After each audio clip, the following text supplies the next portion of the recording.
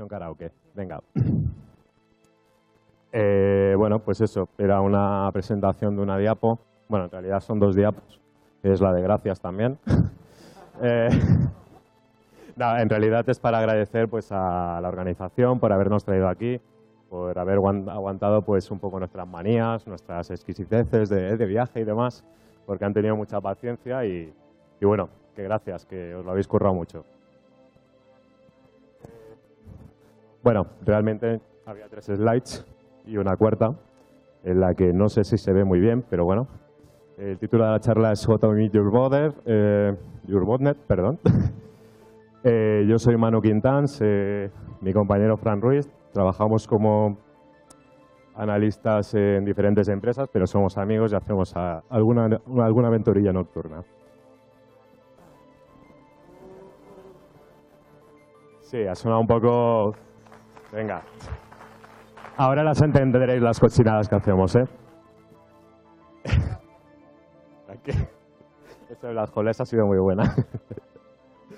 Bueno, venga, vamos a dar paso al índice del que vamos a hablar. Vamos a hablar de cibercrimen organizado, de cibercrimen no tan organizado, de investigadores y periodistas o pseudoperiodistas, de mentiras y verdades. Me voy a poner aquí que leo mejor, si nos importa. Un poco la realidad del panorama actual del cibercrimen y demás. Una visión global de las bandas organizadas que existen en Internet. La industria organizada, también entre comillas. Un poco de intelligence, de sus infraestructuras. Y bueno, cómo no, hemos traído una demo. No sé si alguien nos conoce en ocasiones anteriores o en episodios anteriores, pero bueno, siempre llevamos una demo escondida. Bien, pues me estaban metiendo la mano por detrás, solo digo eso. Sí, hostia. Pero no te lleves esto. Vale. Ah, ¿lo tienes tú? Vale, genial. Bueno, pues empezamos. Sí. Pues venga, allá vamos. La primera slide que hemos puesto, vuelta a la realidad. La hemos puesto un poco porque hemos pasado de tener un cibercrimen hace unos años donde se consideraba que eran unos 4 o 5 pingadetes que estaban por allí, a que hoy en día el cibercrimen es considerado totalmente organizado. Y lo que tenemos que pensar hoy en día sobre el cibercrimen es que se ha convertido en una industria y que, como en toda industria, evidentemente hay organizaciones criminales que están en la capa de arriba que sí se pueden considerar perfectamente organizaciones criminales, pero hay también un gran número que están por el medio que no son tan organizados y hoy en día se les está considerando organizados. Entonces, lo que hemos querido hacer un poco es dar esta visión, porque hay mucha gente que solo recibe la visión que llega a través de las noticias. Y esa visión normalmente suele estar bastante distendida, ¿no? Sí, está un poco distorsionada de lo cuanto a la visión por parte nuestra. En la parte técnica pues se refiere, ¿no? Difiere parcial o en una gran parte de lo que podemos leer. Bueno, habitualmente todos podemos leer noticias en prensa que están hablando pues, de cibercrimen, una ola de atentados cibercriminales, de muchos robos de muchos millones, todos son ciberdelincuentes, todos son mafias organizadas. Hay, vamos, números que solo verlos pues, te asustarían, ¿no?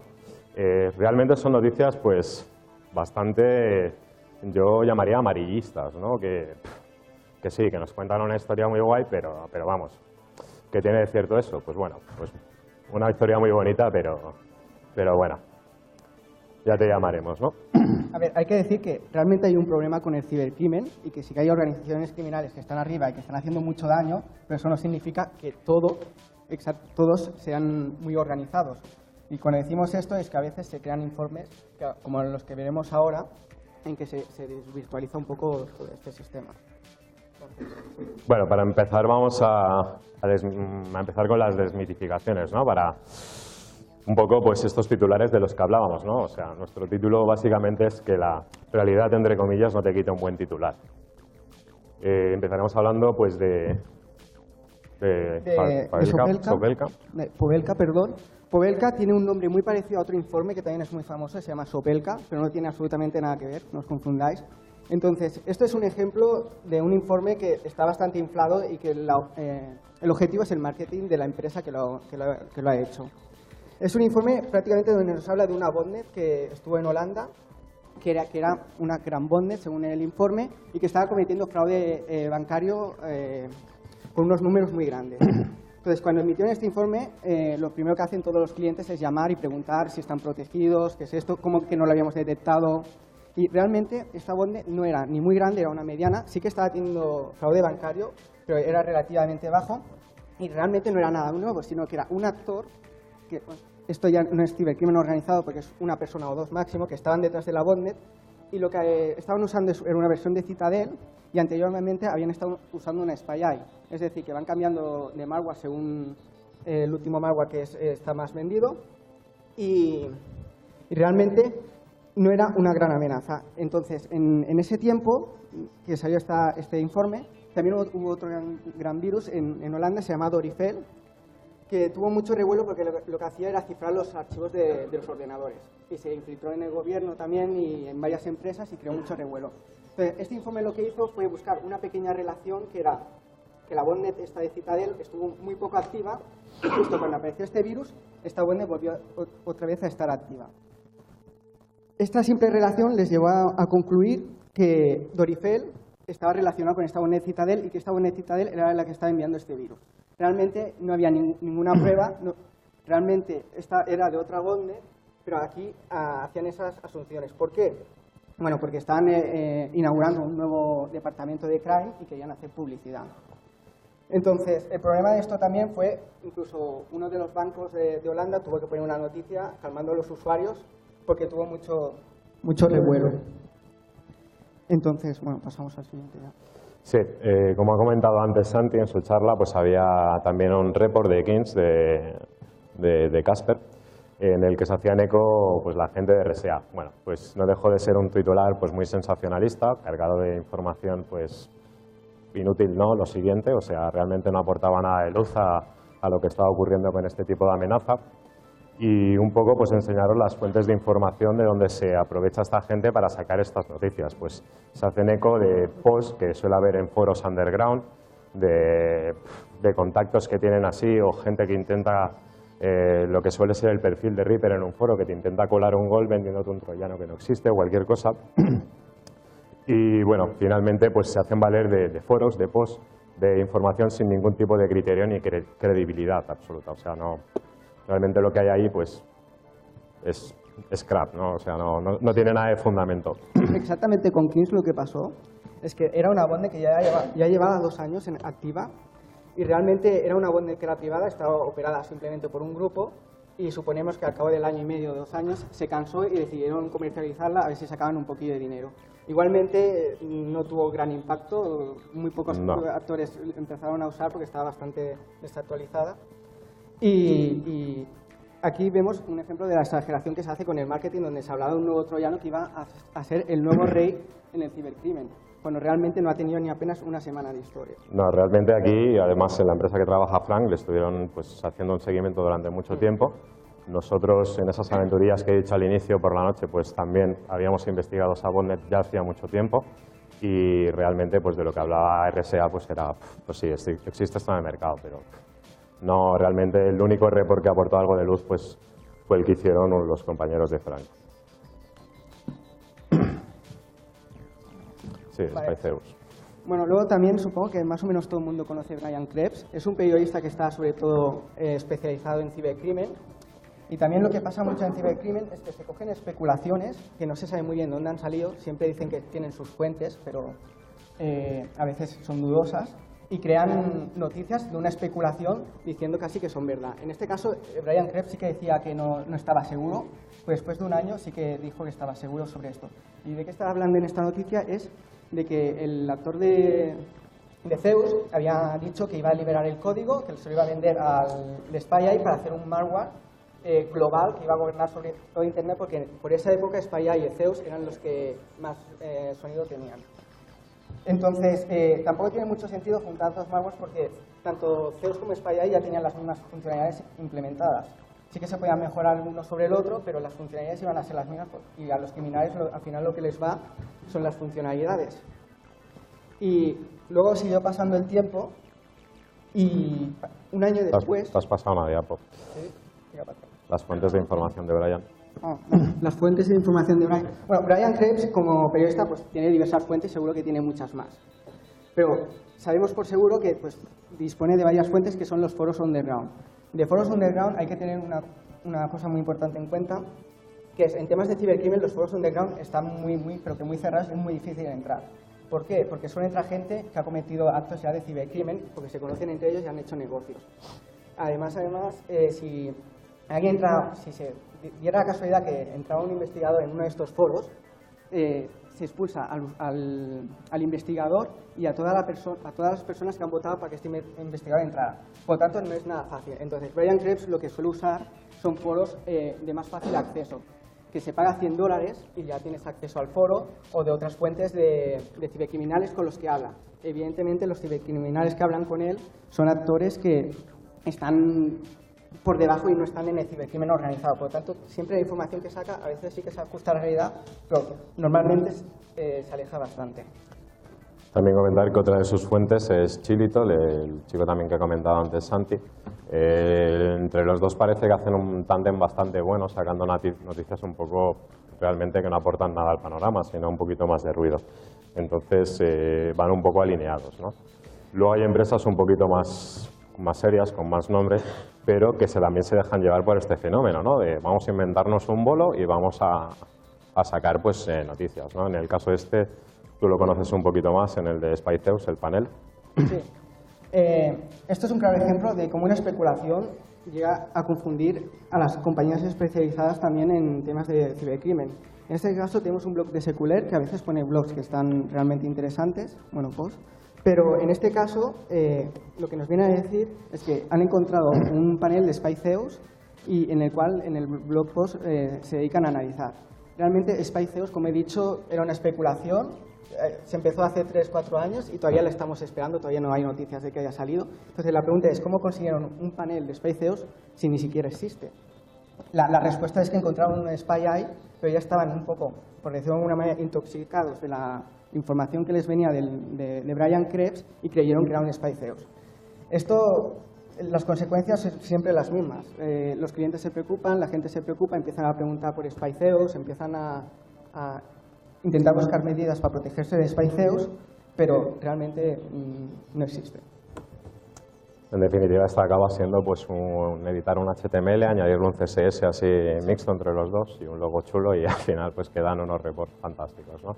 En definitiva, pues todos estos actores que son así un poco hype, pues bueno, pues se hacen un poquito la rosca entre ellos, se pasan información ya envenenada que realmente pues aporta ese tipo de publicaciones y en la que en cierto modo a nosotros, ¿por qué no decirlo? Nos da un poco de rabia, ¿no? Que se envenene este tipo de información. Ya, tío, lo que pasa es que cuando juntas a estos tres, pues sale un cuarto que dice que nos hacemos un report.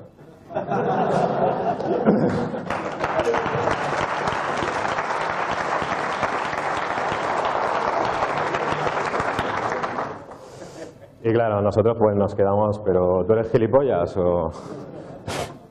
Y claro, evidentemente no somos los únicos que lo pensamos. Los desarrolladores de botnets y demás pues también lo piensan, ¿no? En este caso, este es un screenshot del panel de Betabot con una foto de Brian Krebs que los desarrolladores han programado una funcionalidad en la que si te equivocas 3 veces amenaza con escribir un post en el blog de Brian Krebs. O sea, no es envidia, Niterman, es la realidad. Bien, continuamos con el baile. Bueno, pues vamos a hablar un poquito de la realidad, aquí con el halcón milenario. Vamos a empezar pues segregando un poquito por zonas que nos han parecido más interesantes pues, para analizar los tipos de malware que se están moviendo en una visión muy global. En esta parte pues hemos apuntado la parte de Asia, donde el tipo de malware que existe por allí es un malware pues, no muy sofisticado, es bastante más simple, aunque las noticias que se publiquen sobre allí sean muy alarmistas, estén hablando de APTs, de Advanced Persistent Threats, que realmente pues lo pueden ser o no. Y hubo un caso muy conocido que también me resultó gracioso, el de Mandiant, en el que bueno, pues hacían eco de una unidad secreta de ciberespías, la cual ya se había investigado en el año 2005. Y dices, hombre, ¿para qué sacas esto, no? Pues mira, justamente a la semana siguiente presentaban en la RSA Conference su SOC, ¿no? Dices, hostia, pues mira, muy buen marketing el presentar un informe de 2000 páginas para mostrar esto, ¿no? Por resumir la parte del malware, pues ya os digo, es un malware que sí que tiene un gran impacto por la localización geográfica de China, de Asia, perdón, pero no llega a ser algo súper sofisticado. La parte de Rusia. La parte de Rusia tiene un cibercrimen también que es bastante potente, aunque no lo parezca, y básicamente allí los troyanos bancarios que se usan sobre todo son unos troyanos bancarios que están muy customizados a las plataformas de pago de Rusia.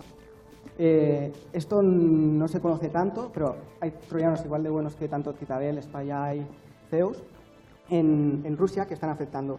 Por ejemplo, Carver, que todo el mundo más o menos ha oído hablar, es un troyano bancario que fue pagado para cometer cibercrimen en Rusia. Por eso está bastante adaptado a los sistemas de pago de Rusia. Lo que pasa que después de 2 años lo compró un criminal, decidió adquirir el proyecto y empezó a comercializarlo en Europa. Entonces, lo interesante del cibercrimen, sobre todo en Rusia, es que como hay un gran movimiento de cibercrimen en Rusia, allí las autoridades lo tienen bastante más fácil para atraparles. Entonces, en los últimos 2 años se están produciendo bastantes detenciones relacionadas con troyanos bancarios si comparamos con Europa o Estados Unidos, donde sí que se hacen detenciones, pero están más relacionadas con el mundo del carding.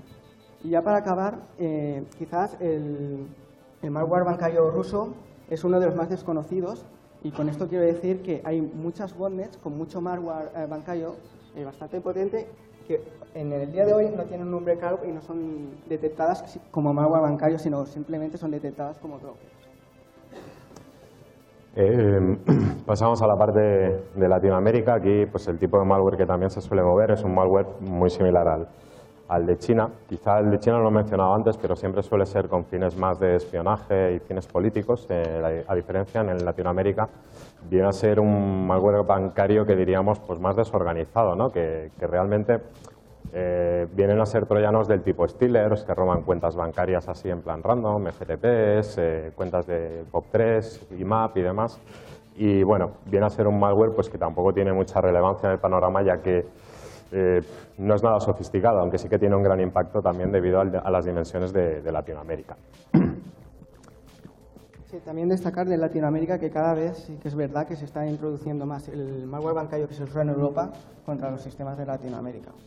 Y luego de Europa y Estados Unidos tienen el troyano bancario, yo considero, más avanzado.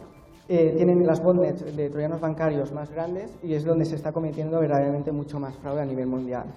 También quería destacar que lo hemos puesto tanto como Japón como Australia, pero contra Japón y Australia también se está empezando a usar mucho el troyano bancario europeo.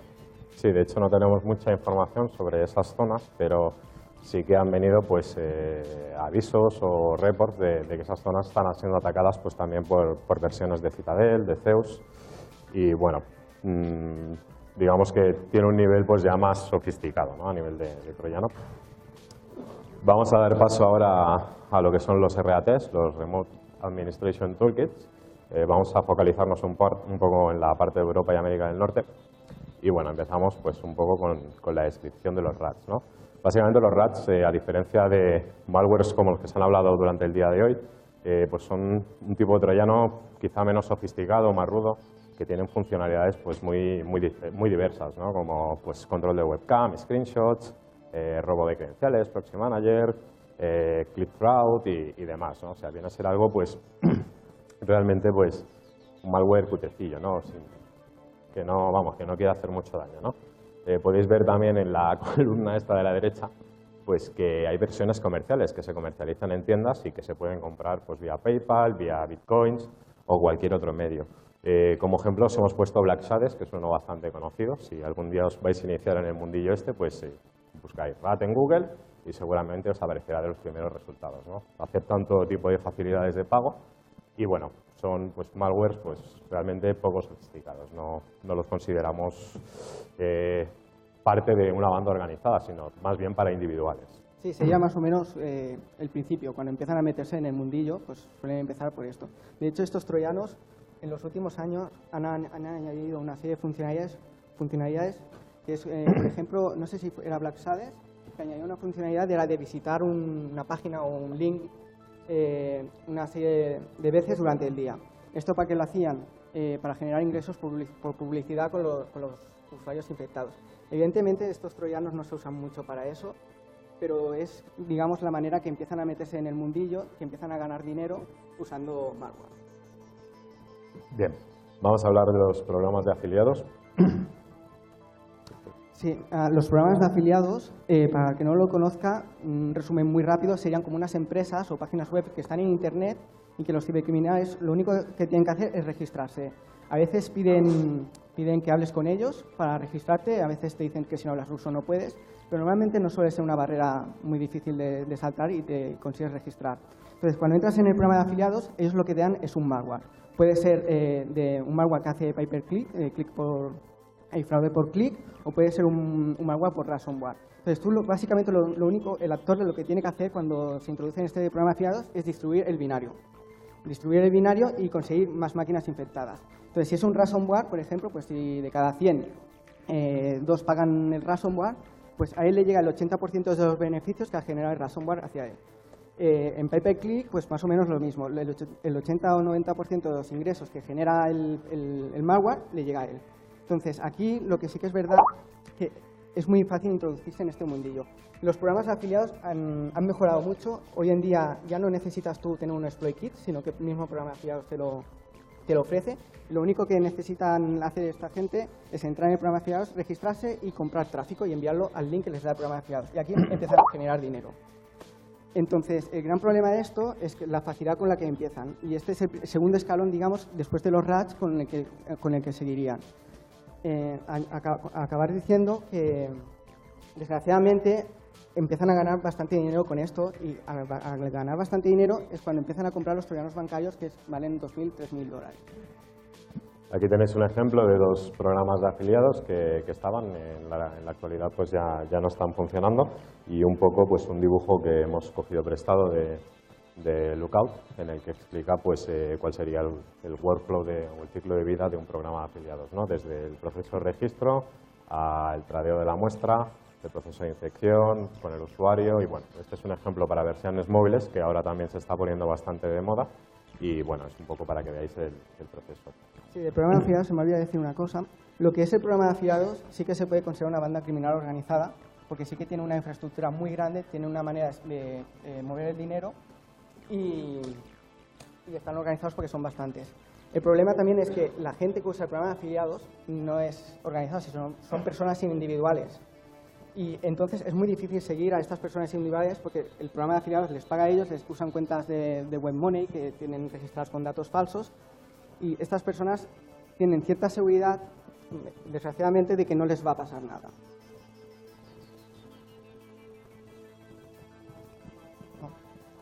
Bueno, luego tenemos el ransomware.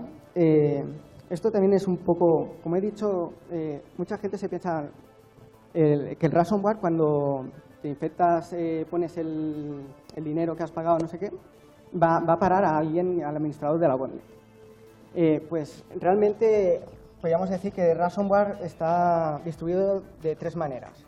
Una son grupos que son bandas criminales organizadas, donde el ransomware que ellos distribuyen, todo el dinero va hacia ellos. Estos son bandas criminales totalmente organizadas, tienen infraestructuras bastante grandes que luego podremos ver y consiguen grandes sumas de dinero. Estamos hablando que perfectamente, bueno, tanto Duralise como el Reventón pueden sacar aproximadamente como mínimo $1 millón al mes. Luego tenemos los programas de afiliados, que estos programas de afiliados ya dependen mucho, porque hay de muchos tipos.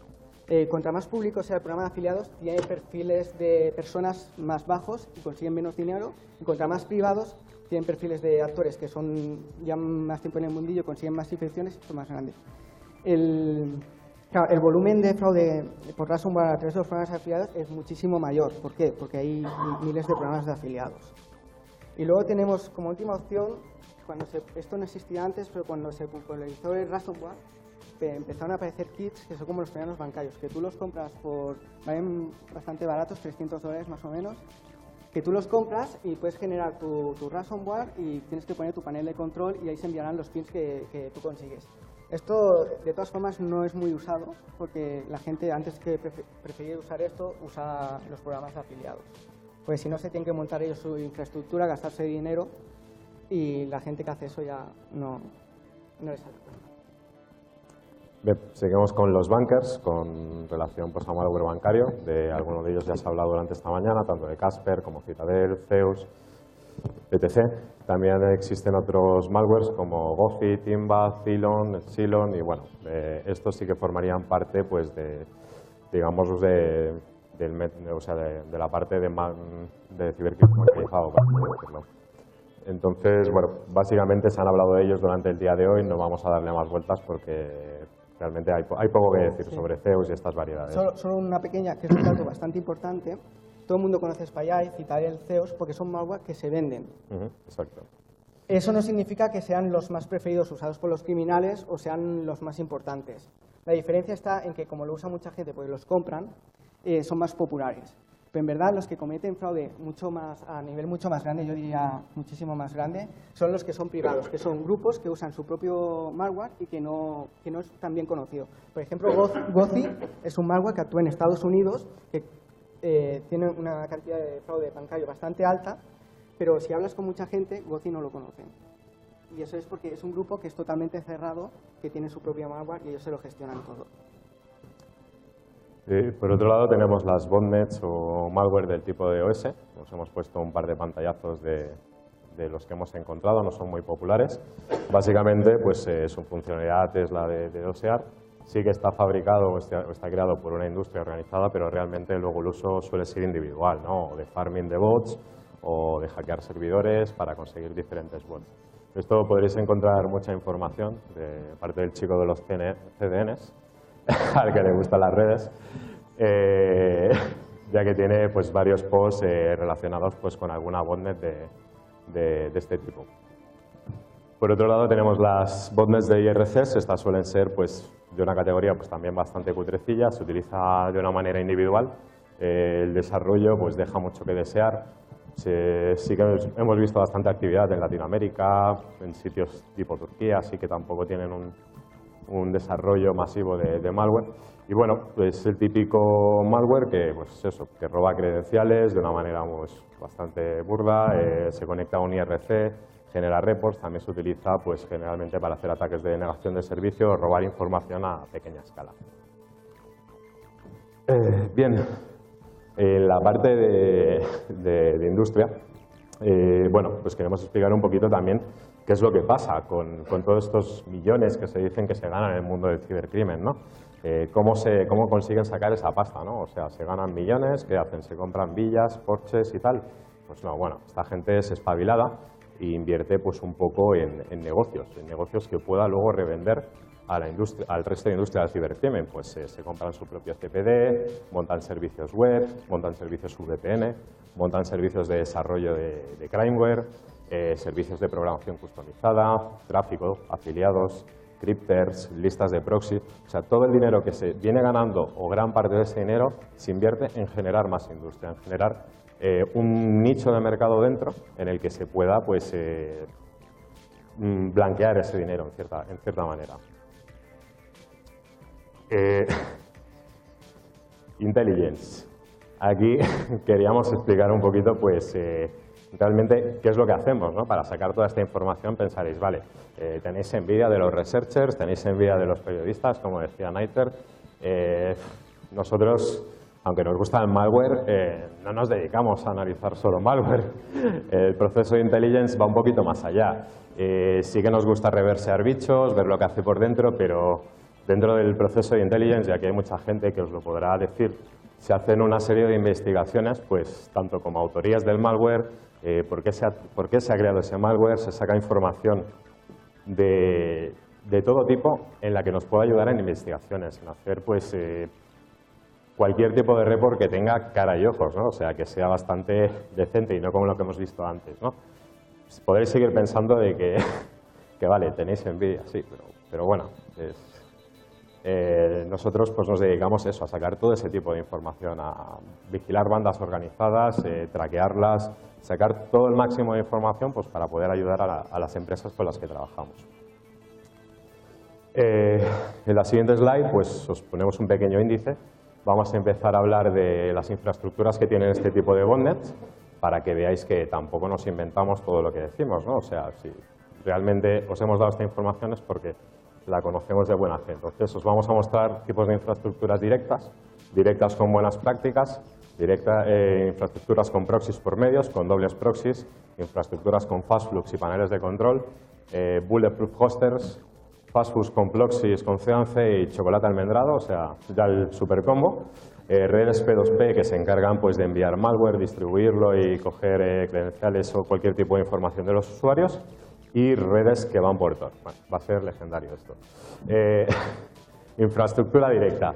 Bien, la infraestructura directa podemos ver en la diapo que se distribuye el malware hacia Internet y este empieza a distribuirse de manera directa desde Internet hacia las máquinas de las víctimas. Esto sería, pues, podríamos llamarlo una botnet del tipo más bien individual. O sea, realmente una noticia como esta, pues en la prensa podría dar cierto eco, pero realmente no estamos hablando de alguien organizado. Es una botnet bastante simple. Y empezamos a ver pues, cómo le roba la pasta a las pobres víctimas.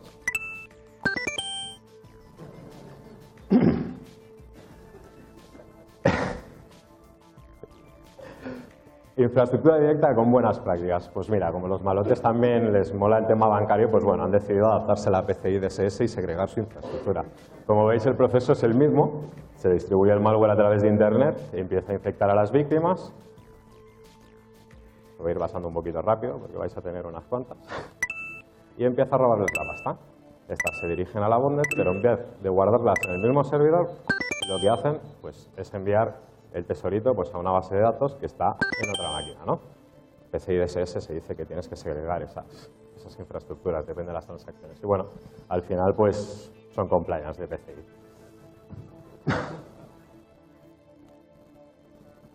Las botnets que hemos visto hasta ahora tienen un problema, y es que, bueno, la anterior no, pero las otras sí, que si les hacen un shutdown en el servidor, pierden absolutamente todo. En la del backend, el que tenía el separar MySQL, en ese caso no perderían la base de datos, que para ellos es lo más preciado, y podrían luego recuperar el control de la botnet con otro mecanismo. En este caso lo que tenemos es una botnet que tiene un proxy. ¿Esto para qué lo hacen? Para que todos los repos de malware lleguen hacia la IP del proxy.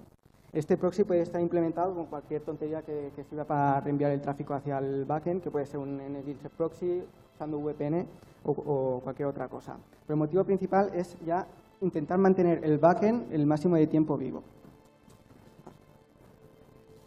Bueno, aquí como podéis ver se distribuye el malware, se empiezan a infectar las máquinas y el proceso pues, es un poco el mismo que el anterior. Simplemente añadiendo pues, un eslabón más de seguridad pues, para que no le tumben el panel de la botnet, ¿no? Y este pues, empezaría a pasar por el proxy, a recibir el botín y otra vez, ¿no? Victoria.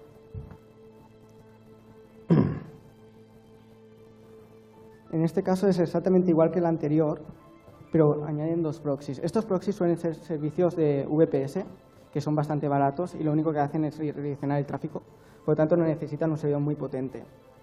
En este caso, añade más seguridad hacia el criminal, porque al tener dos VPS, en el caso de que alguien pida para el hosting acceder a un VPS es muy sencillo, porque es una máquina virtual. Entonces, en caso que alguien pida, un organismo oficial pida acceso al VPS o que le envíen las configuraciones, conseguirían la IP del backend. En este caso, conseguirían la IP de otro VPS. Y estos VPS, como son muy baratos, los suelen ir cambiando cada poco tiempo.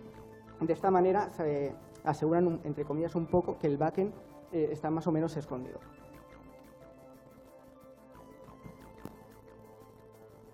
Bueno, aquí habéis visto. El proceso viene a ser el mismo, añadiendo pues, otra capa más de seguridad. Bueno, Fastflux ya es otra metodología un poquito más complicada, pero a la vez muy sencilla para los criminales. ¿Por qué? Porque la mayoría de botnets que usan Fastflux, como hemos dicho, esto del cibercrimen se ha convertido en una industria. Entonces, hay servicios que ofrecen esta metodología de Fastflux.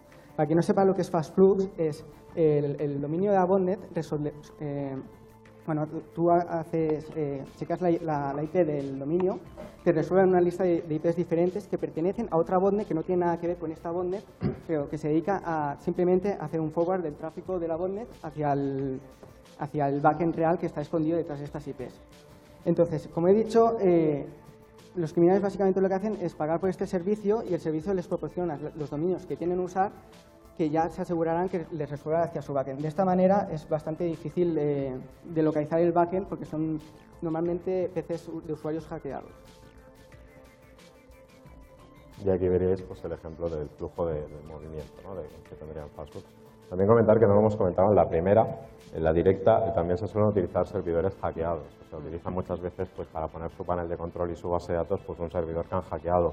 O incluso hay markets donde se venden pues, direcciones IPs con acceso root que tú puedes comprar y te montas ahí el panel. Que viene la policía, pues yo no sé nada, ¿no? Y se come el marrón el otro. Y aquí es bueno. Bueno, esta metodología la hemos puesto porque para los que estáis más o menos metidos en el mundillo hay una botnet que usa Fastflux, que es de Cridex o Feodo, según como os guste llamarla. Y la gracia de esta botnet es que, como Feodo es una botnet que es privada, no es de las públicas que se venden, tienen toda la infraestructura montada ellos. Entonces, esta botnet de Fastflux difiere en que los usuarios que pertenecen a la botnet de Fastflux no son PCs de usuarios normales de ADSL, sino que son servidores. ¿Esto por qué lo hacen así? Porque estas botnets suelen ser bastante grandes y así consiguen redirigir todo el tráfico bien. Lo interesante de esta configuración es porque al usar servidores hackeados tienen un backend, que es aparte de la botnet, que se encarga de la gestión de la botnet de Fastflux. ¿Qué hace? El criminal lo que hace es poner una lista de credenciales de SSH y el backend automáticamente va entrando a los SSHs y va a poner un nginx en el puerto 8080 si no tiene permisos de root, o si tiene permisos de root y 80 está libre en el 80, y luego generan las redirecciones hacia el proxy. Aquí, aunque solo hay un proxy, hay varios proxies por el medio. Entonces, ¿él por qué decidió poner un proxy? Básicamente es porque, como son servidores hackeados, es muy fácil pedir autorización o pedir que nos pasen la configuración del nginx proxy que está reenviando el tráfico. Y aunque esté borrado en el servidor, todos sabemos que es bastante fácil sacarlo de memoria. Entonces, añade estos proxies que básicamente son lo mismo, son VPS que también están gestionados por el otro backend que gestiona toda la botnet de Fastflux, que te envía el tráfico final al backend. Y bueno, es un poquito.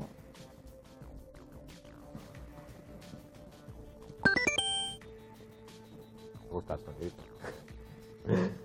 Bien, aquí en este caso pues hablaríamos de los Bulletproof Hosters. Lo hemos dibujado pues detrás de Internet. Esto es un gran proveedor donde se ofrece una serie de servidores de backend detrás y bueno, el flujo pues sería el mismo, ¿no? Se distribuye el malware, se va a las máquinas de las víctimas y este Bulletproof Hosting pues ofrece una serie de servicios a sus clientes pues que ofrece pues servidores como ellos llaman antibalas, ¿no? O sea, antihackeos y demás. Ofrecen una serie de capas de seguridad que evitan pues a investigadores o a fuerzas de seguridad del Estado o organismos de inteligencia que pueden estar detrás, ¿no? Ellos dan una especie de compromisos de anonimato y bueno, tienen una serie de paneles detrás pues, para que puedan gestionar sus botnets.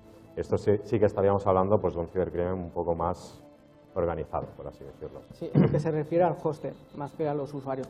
Los usuarios simplemente pagan por el servidor. Lo único que añade el hoster es la capa de protección delante que le garantiza que el servidor backend nunca va a estar offline y que por muchos abusos o repos que envíen, siempre va a tener el servidor online.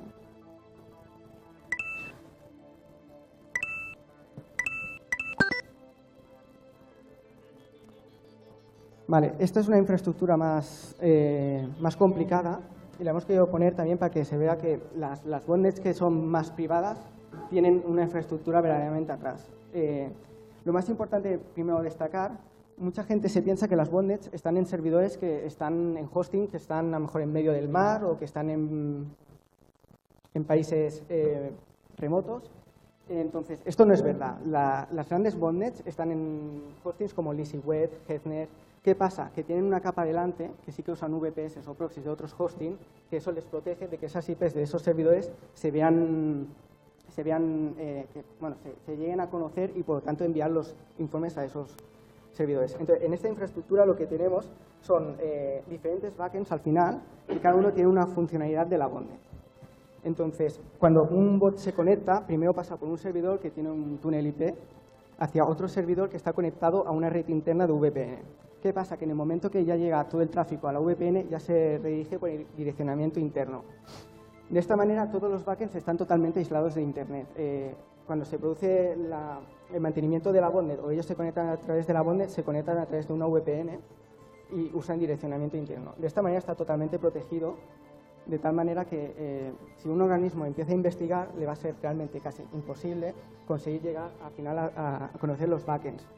Y por último decir que la capa azul que veis, que es el túnel IP, también está controlado por un backend donde van cambiando los servidores casi cada día a medida que van detectando que están enviando repos o abusos. Y bueno, también, ya para acabar, esta infraestructura es bastante complicada, pero se preocupa muchísimo por la seguridad. ¿Y qué hacen? Tienen 3 réplicas exactamente de la infraestructura funcionando, aunque la botnet no esté conectada a ellos.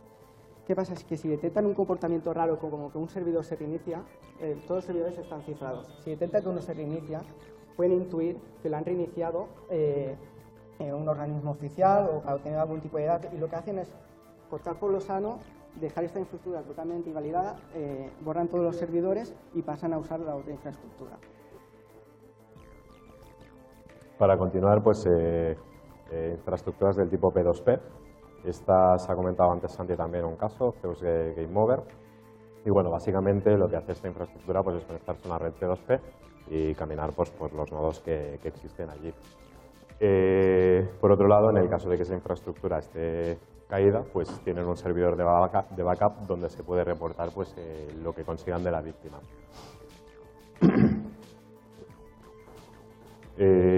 Infraestructura Tor.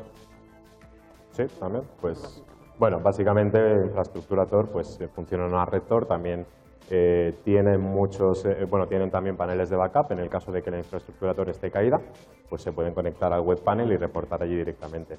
Aquí comentar, hay un caso bastante, bueno, no bastante reciente, pero sí bastante, que se ha hablado bastante de él ahora últimamente, que es Skynet. Es una especie de branch de Citadel, si mal no recuerdo.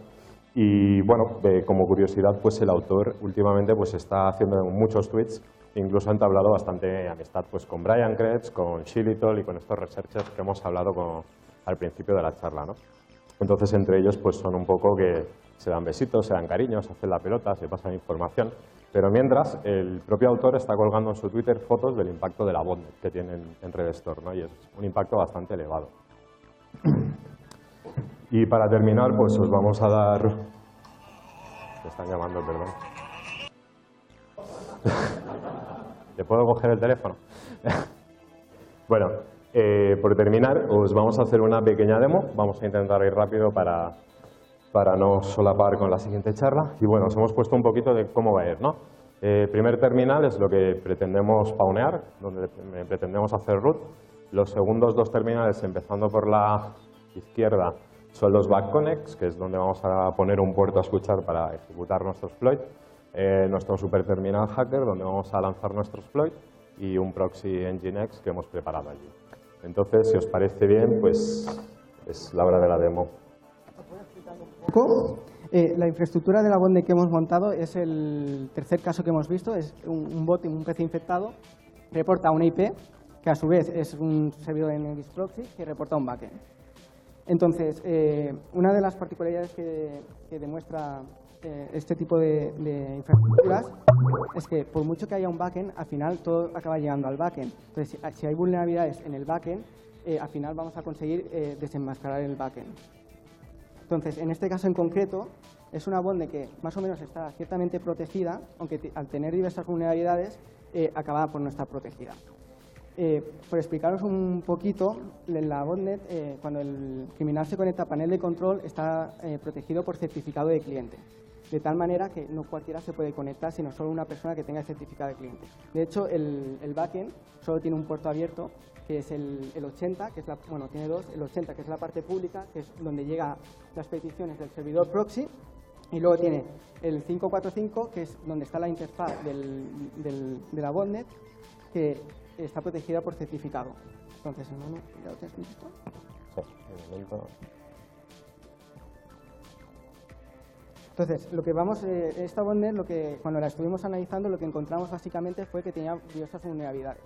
Entonces, el hecho de que el backend estuviera protegido por un certificado de cliente lo hace bastante inaccesible, porque en la parte pública donde sí podemos acceder, el único archivo que hay es uno que es el que recibe las conexiones. Entonces, encontramos diversas vulnerabilidades que se podían subir archivos PHP, pero si puedes subir un archivo pero no puedes acceder, no sirve de nada. Entonces, lo fuimos reportando, fuimos analizando todas las vulnerabilidades y luego intentamos buscar una manera de que al final fueran útiles. Entonces, al final, lo que vamos a describir ahora es, vamos a enviar un paquete mal formado a la botnet, y la botnet tiene la particularidad de que si envías un paquete mal formado, pero que esté las cabeceras en el protocolo correcto, lo dumpea directamente a un archivo PHP. ¿Por qué hace esto? No lo sé, pero lo hace así. ¿Qué pasa? Que el archivo PHP que dumpea tiene un nombre fijo, pero la parte trasera tiene el epoch. Entonces, sí que es verdad que en base al epoch podemos un poco saber más o menos los números que tendrá el epoch por el tiempo, pero teníamos que usar fuerza bruta. Entonces, claro, nosotros queríamos no tener que usar fuerza bruta porque depende de ese vídeo si va lento, si va a través de proxy, es bastante difícil. Entonces, ¿qué hicimos? Seguimos mirando y encontramos un cross-site script en el panel de control de la botnet.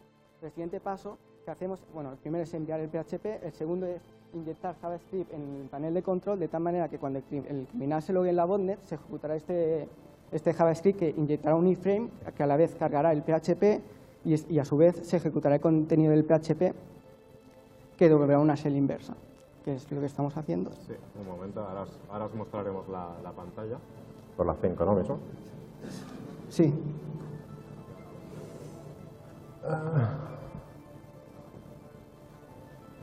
Ahora conéctate. Un momento. Bueno, y yo voy explicando también el final de paso mientras lo preparas, ¿no? ¿Ya está preparado? Sí, un momentito. Es que no sé si ahora. Bueno, va a ser un poco raro porque no... Pero no puedes verlo, ¿no? No, un momento. Bueno, y explico también la parte final. Lo que hace el PHP, cuando se ejecute el PHP con el JavaScript, devuelve una shell con usuarios de permisos de www.data, que es el usuario con el que corre el servidor web. Entonces, lo que hace el PHP, aparte de devolver esta shell, es inyectar otra backbone shell en uno de los archivos de la configuración de la botnet. Esta botnet hace uso de cron jobs y en un principio están bastante protegidos los cron jobs porque están en un directorio de la carpeta de root. ¿Qué pasa? Que los cron jobs cogen la configuración de la botnet que está en el usuario, en el directorio del panel web. Entonces, si inyectamos un código que nos devuelva una backbone shell en la configuración de la botnet que está en ese directorio, que evidentemente ponemos porque somos usuarios Apache, se ejecutará con permisos de root. No sé si lo he explicado bien, pero ahora cuando se vea, supongo que lo entenderéis. Vamos a intentar ajustarlo un poquito. Si no, bajamos el portátil. Es que no... Creo que tú crees que si las duplico, tira. No. Venga.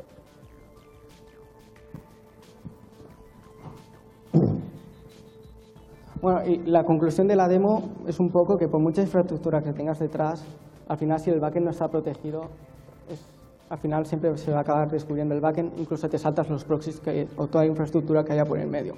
Y que es una de las maneras que usando Intel y es a conseguir información de realmente dónde están yendo a parar los datos y poder hacer un shutdown de la botnet. Se ve bien, ¿no? Toda la pantalla ahora, se ven 4 ventanitas, bueno, 5. Si os fijáis abajo, los dos últimos tabs, empezando por la izquierda, son los puertos que hemos puesto a escuchar. Y si quieres, Fran, sigues con... Sí, a ver. Está todo... No. Vale, lo primero que vamos a hacer, esto es la IP del proxy, lo que vamos a enviar es un paquete, lo que he dicho mal formado, que genera un PHP dentro del servidor. Bueno, aparte nos añadirá como bot. Vale. Una vez hemos enviado, ahora tenemos que suponer que el script ha simulado el comportamiento de un bot, se ha añadido a la base de datos como un bot y luego ha conseguido enviar otro paquete mal formado de tal manera que se ha generado el archivo en el servidor. De vulnerabilidades se consiguen pues analizando el código fuente de los paneles. Como truquilla, yo os dejo que casi todos los gates vienen a ser vulnerables. Entonces, relativamente es fácil encontrar alguna vulnerabilidad programada por el becario de la botnet, ¿no? Lo que pasa es lo que he dicho, que el archivo que está generado tiene un epoch y para no tener que hacer fuerza bruta encontramos otra vulnerabilidad que era el Local File Inclusion, en el cual nos podíamos bajar un archivo que es el log de la gate. De esta manera, al bajarnos este archivo, podemos ver absolutamente todo lo que ha pasado por la gate. Fijáis en el backconnect que hemos quedado abajo, han ocurrido una serie de... Vale.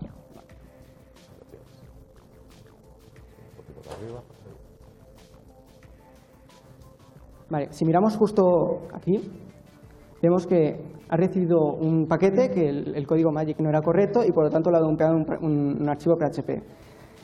Como vemos aquí, ya tenemos el epoch, por lo tanto, ahora sí que sabemos cuál es el archivo PHP, exactamente el path también que tenemos, que vemos que es billing gate error slam. Entonces, lo que podemos hacer ahora es inyectar un cross-site scripting que se ejecute justo cuando se lo vea el actor o el botmaster y que genere un iframe que visite este PHP.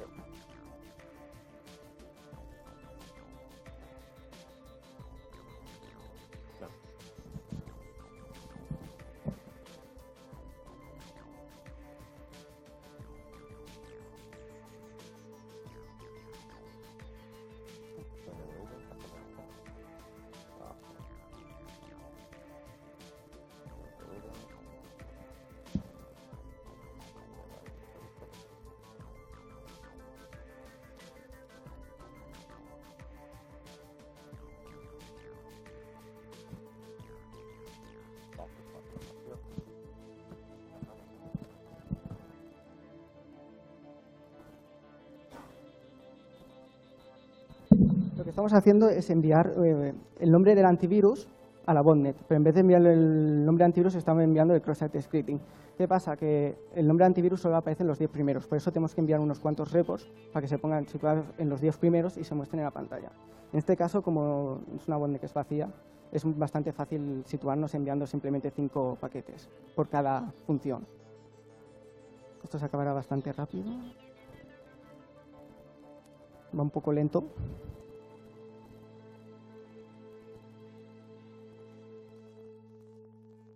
Una vez que hagamos esto, lo que va a pasar es que nos conectaremos al panel de control y entonces se ejecutará el PHP. No. Mientras... ¿no? Sí, pero para enseñaros que tiene el 180 y... A ver.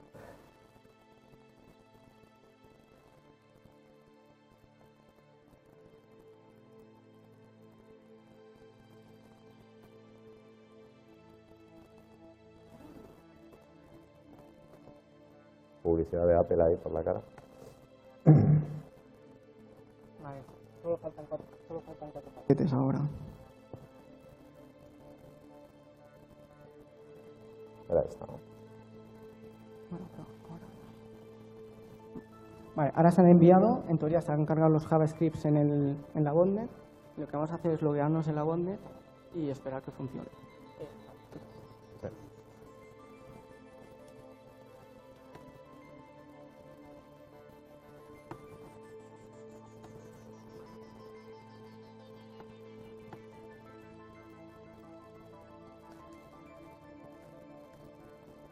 Yep. 545. Estás en la parte pública. Ah. El puerto, sí.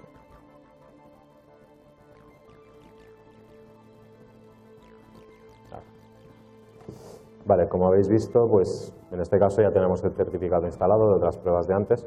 En el caso de que no lo tuviéramos, pues tampoco pasaría nada. Le vamos a dejar que dé acceso al user key, exacto.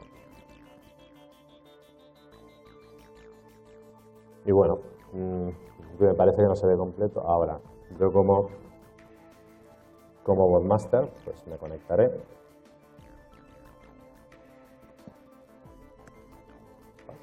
¿Veáis eso?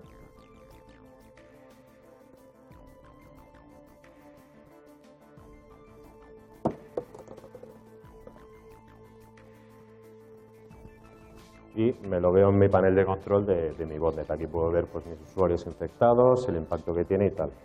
Entonces, para que veáis el resultado del exploit.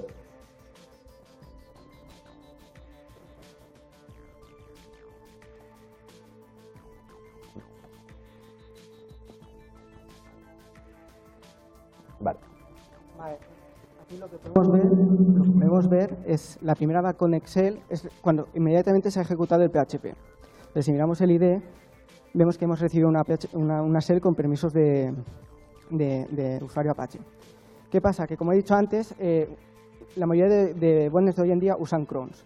Entonces, los archivos cron de esta botnet están alojados en la carpeta root, lo que pasa que utiliza la configuración de la botnet del configs.php que está en el directorio público al cual nosotros tenemos acceso. Encima está con permisos de usuario Apache, por lo tanto lo hemos podido sobreescribir y cuando se ejecuta el cron con permisos de root, también hemos recibido una backconnect con permisos de root. Y esta es un poco la demo que demuestra que por mucho que haya una infraestructura delante, siempre hay alguna manera que se puede conseguir información donde está alojada de verdad la botnet. Una pequeña idea, este vendría a ser el caso pues, de la botnet con un proxy entre medio, ¿no? Por así decirlo. Y con esta demo pues ya hemos terminado.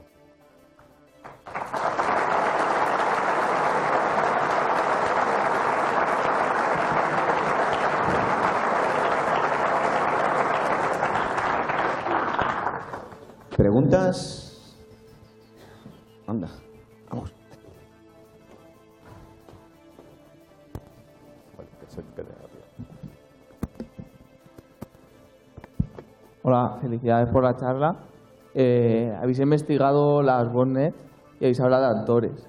¿Sabéis el nivel de los actores? ¿Son simples aficionados o son gente con más estudios? Es lo que hemos dicho un poco, hay de todo. Entonces, según la infraestructura, tienes una idea de qué nivel está. Las infraestructuras de la primera vez que hemos visto donde el bot se conecta directamente al backend es alguien que está justo comenzando. No lo llamamos aficionado porque este va a acabar con las infraestructuras del final, pero digamos que está empezando. Sobre todo, hay muchas botnets que usan servidores hackeados. Estas botnets que usan servidores hackeados para tener la base de datos y el panel. Cuando son servidores hackeados significa que son actores de muy bajo perfil. Empezaríamos a hablar de actores de más grande perfil, sobre todo cuando están usando ya una infraestructura de proxy por el medio para protegerse. Lo que también pasa hoy en día es que, como han salido los bulletproof hostings, permiten que actores que no sean muy avanzados tengan una capa delante de protección. Entonces, yo te diría que hay muchos que están empezando y luego hay gente que no son tantos, que son muy profesionales, pero que el nivel de fraude que cometen supera por creces todo el fraude que no están aficionados, digamos. No sé si te he contestado. Más. Podéis poner más cerca lo de las preguntas, ¿no?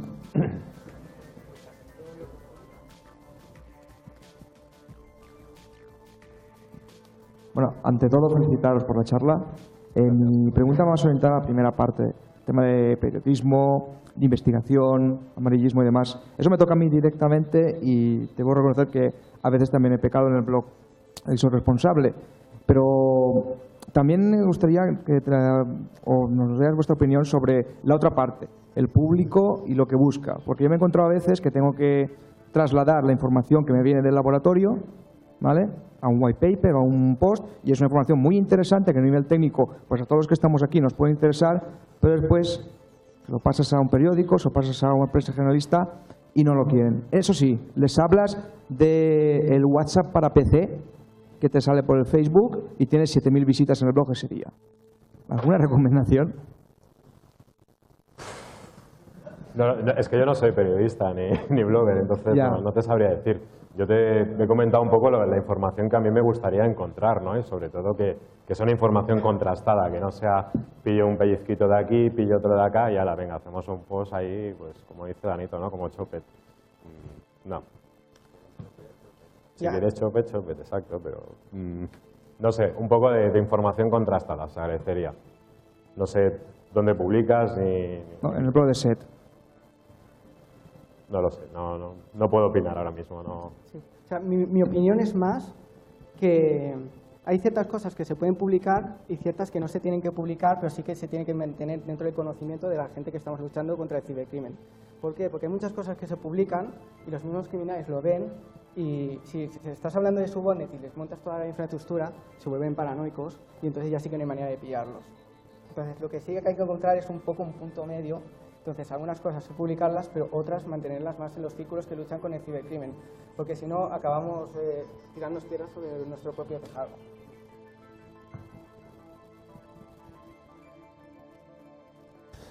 No, ese no.